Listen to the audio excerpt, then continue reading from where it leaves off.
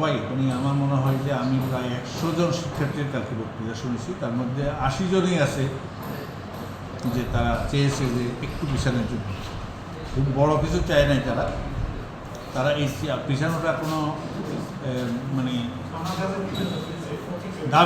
দাবি তারা করছে, আবদার করছে, কিন্তু আমরা সেই আবদারটাকে আজকে আমাদের কমিশন শিক্ষার্থীদের পক্ষেই মতামত দিচ্ছে সবাই।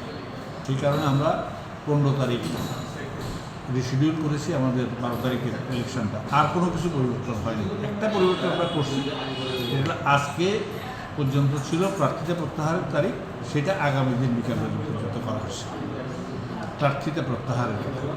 আর বাকি কোনো কিছুই আমাদের আর কোনো পরিবর্তনের কারণ নেই, কোনো সমস্যাও নেই।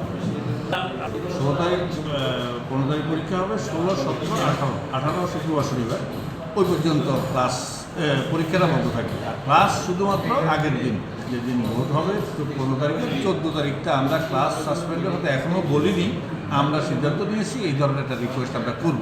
শুধু ভোটের দিন এবং পরের দিন ক্লাসটা বন্ধ পরের দিন এটা আমাদের ক্যালেন্ডারে উল্লেখ করা আছে, যেদিন ভোট হয় তারপরের দিন এই 2 দিন ইউনিভার্সিটি বন্ধ থাকবে।